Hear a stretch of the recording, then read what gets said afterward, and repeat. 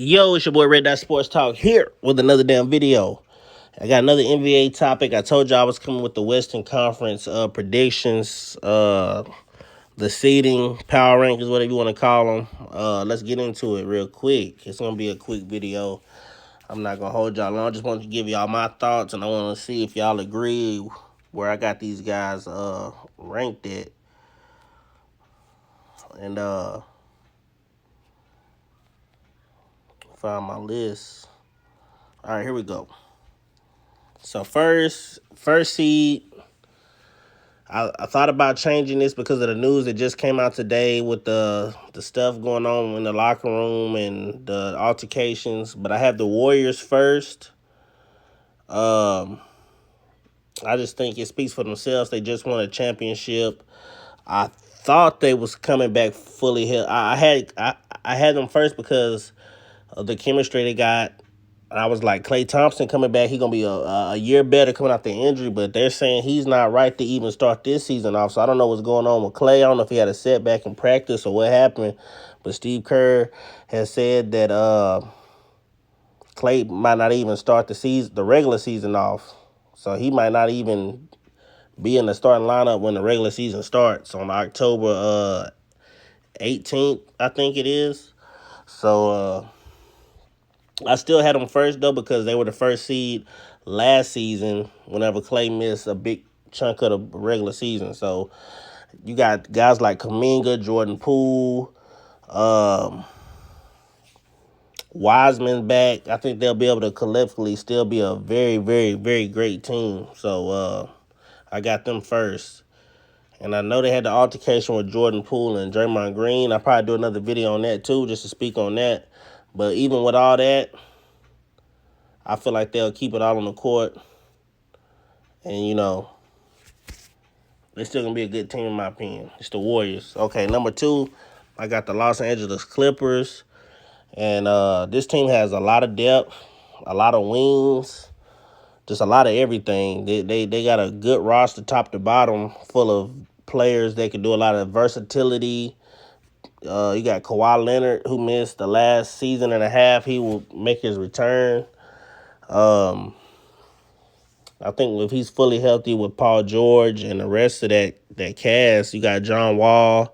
I don't know if he's gonna start. You got Reggie Jackson, Terrence Mann, Zubats, Robert Covington, Norman Powell. They got a roster over there, man, and a good coach in Ty Lue. So I don't see why they shouldn't be a top 3 seed if everything goes their way, man. I can see them really potentially reaching the Western Conference Finals. Third, I have the Denver Nuggets. You have the back-to-back MVP getting his main second and third options back, which he did not have. Jamal Murray looks pretty good in the preseason so far. Looks like the old Jamal Murray we love to see. I'm not sure if Michael Porter Jr. played, but I do believe he's supposed to be back. I think he's healthy and he's back because I've seen some clips of him playing in some some just pickup games and stuff like that. So I think he's ready to go also. So you add that with the 2 back-to-back MVP, I feel like they should be okay. And then number 4 seed, New Orleans Pelicans. Won't be surprised if they top 3. They could be where the Nuggets at, but I got them 4th. That roster they have is unbelievable. Zion Williams making his return, looks healthy in the preseason, doing everything we love Zion for. Yeah, Brandon Ingram, C.J. McCollum, Herb Jones, just a roster. Jose Alvarado, well-coached team. They got to taste the playoffs last year and pushed a number 1 seed to the game 6, threatening a game 7. So I got the Pelicans 4th with all that talent over there. And then number 5 seed got the Minnesota Timberwolves. They made the trade for Rudy Gobert. They lost some of their depth. They don't have Pat Beverly anymore. He was a big impact in that locker room. But Towns, Rudy Gobert, down low, that's going to give Towns a true chance to play what I feel like I will compare him to like an Anthony Davis. Towns, he's got the narrative about he's soft and all this and that. I think Towns will be better at the 4 position because that kind of fit his skill set a lot more. Rudy Gobert can take care of all the dirty work and protecting the rim and banging and all that. So Anthony Edwards is going to make a tremendous jump. Probably going to be the best player on the team. I'm predicting Anthony Edwards to be their best player this season. And if D'Lo can just, find what he had in the regular season last year and be consistent and just be the point guard and find everybody and score when he's asked to, they should be a tough team to deal with. Their defense is going to be very good because Rudy Gobert can hide a lot of defensive issues. What was already a good decent defensive team last season. Number 6, I got the Memphis Grizzlies. It was a very good team last year. Ja Morant, we all know what he is. Jaren Jackson Jr. is gonna miss a good part of the beginning of the season. I'm not sure how many games, but they're gonna be missing him. But the Grizzlies should be okay with Desmond Bane and other players that they have on the roster. Dylan Brooks. They did lose Kyle Anderson also, so I did put them lower than what people might think. I think they might take a step back, but still I expect them to make the playoffs. 7, I have the Dallas Mavericks. Once again, I feel like Luka is going to have to do a big portion of this team. They do have a good roster. They got some depth. Tim Hardaway Jr. is coming back. Spencer Dinwiddie. So we got other ball handlers. They brought in Christian Wood, but they're going to use him as a 6-man. So I'm not sure what this team is going to look like. It might look like Luka once again being high usage rate, ball dominant. And I still expect them to make the playoffs, though, with that talent, though. And Jason Kidd, another year coaching these guys. And for this last spot, I just got all the teams that I think that will be in the play-in. They contend for the AFC, so I just put them all together.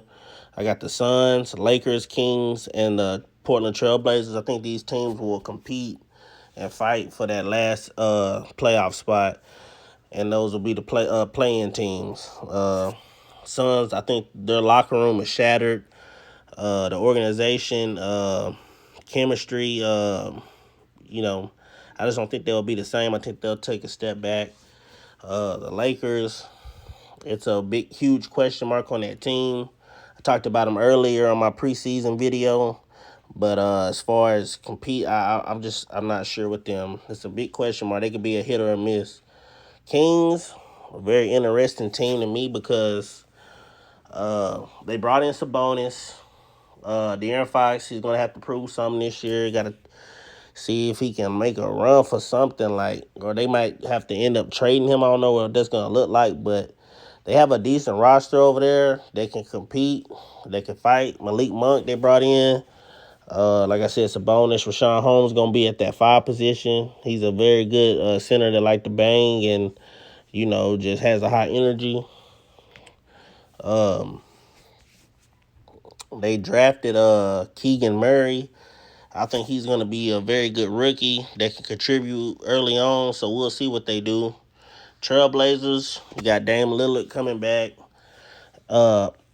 Anthony Simons, I guess he'll start at the 2. They're still going to have an undersized backcourt with not much defense in the perimeter, but they did bring in Jeremy Grant from the Detroit Pistons. He can play the 3 and the 4. He's a wing defender. He can create his own shot. So, those are the teams I got in the mix for that. So, y'all let me know what y'all think. This is the Western Conference predictions, and I will give my Eastern Conference also. So, y'all look out for that. It's Red Dot Sports Talk, and I'm out.